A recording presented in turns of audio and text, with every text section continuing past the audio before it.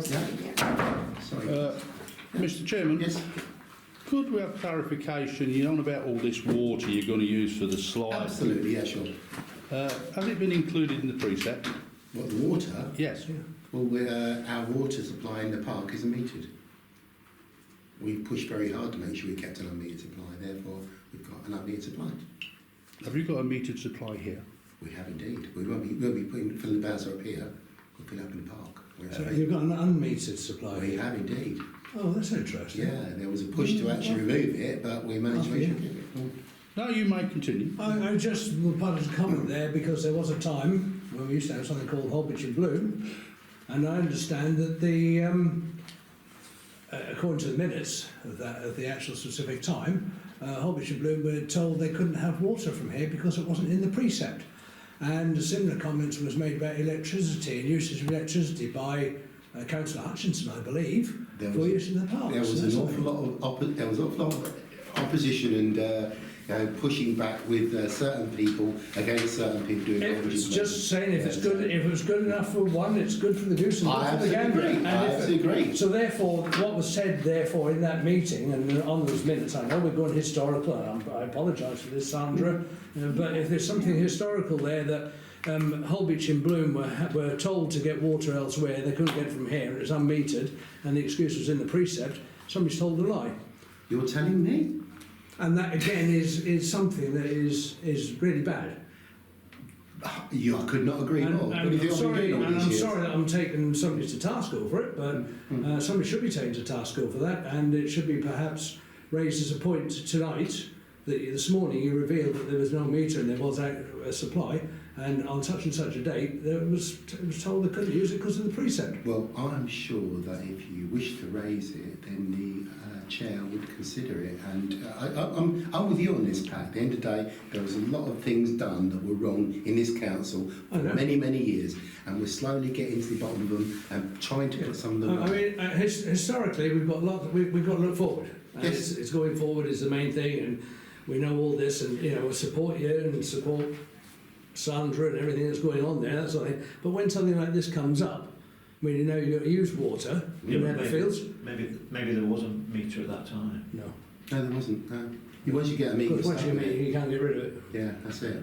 Well, you have so many months to get rid of it. There wasn't a meter then. But the point is, if there isn't a meter now, there wasn't then, but there was put as a Hammer meeting. Yeah, off you go. Well, Mr. Rudkin used to have his water bowser here, and this was the starting point. And if this was on a meter, even how many peanuts it was costing for running water out to fill his bowser, it was just nitpicking and things. If there's no water meter in Carter's Park, does the football club use the same? Again, here, I believe there's two supplies in the Carter's Park, and I am not sure which one is which and how it all works. I'm sure that there is an unmetered water supply that the boys can use into. It may be, in fact, be that unmetered water supply is also being used by the football club. No, it's I don't know. It's not, No. because we've turned that's it. It was being used by the football club, but the supply's now been turned off to the football club. So they haven't got any water in the football club? Not from where they were originally getting the water from, no. Oh, Because it was actually our Yeah. meter. So they've got their own So that- I other remember supply that. of water supply. Yeah, it was our meter, Yeah. so I yes. remember that escapade, yeah. But the Holbeach in Bloom, it was just an additional nail in the coffin. It wasn't the only reason, but that was one of the contributing factors. It continued afterwards because there It did. was also pushback with Mark when he was doing it as a voluntary thing. Yeah. They wouldn't let him fill up his bowser. He had to go to his father's house, who also had an unmetered supply, and fill his bowser up there. And I think it's absolutely disgraceful. But there's only so much change you can bring in at any one time. I think we did what we could, and that was it. But yeah, things. But the revelation in the minutes, just from what you said, frustrates me and annoys me, to be perfectly honest. Me too.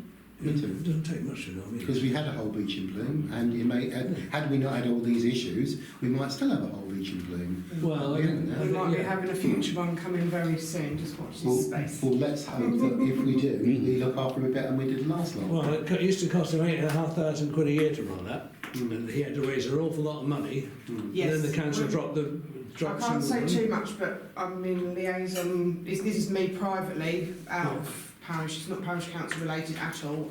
With someone who is well known in the town, and we are looking to reset up. It won't be called Holbeach and Bloom, of course. It will be called something else, but there is, and we will have access to fundraising. So we are looking. I'm like you. I want Holbeach back to where it used to be.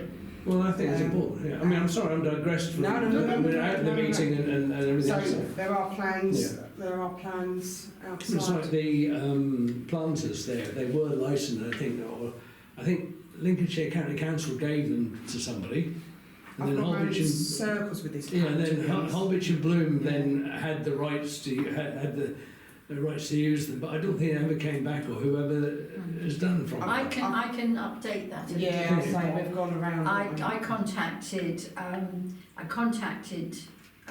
Southampton District Council and was talking to two people about it, and they wanted to know where they were and what state they were in, which I'm in the process of doing. I'm collating that, I'm taking pictures, having a look at the ones that are obviously a health and safety risk and need to come away. So I, along with everything else that's sort of been on top of me at the moment, I am just trying to sort that. So hopefully, if we want to, or if the group, if it does set up, we might have all those still that we can use. So that's as far as I can go at the moment on that one. Paul.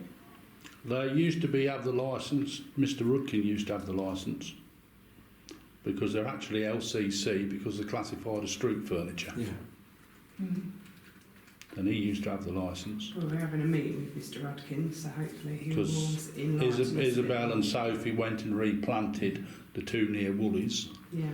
and they got no permission to go there and do it. They also put little tubs on the windows. The screws are still in the windows.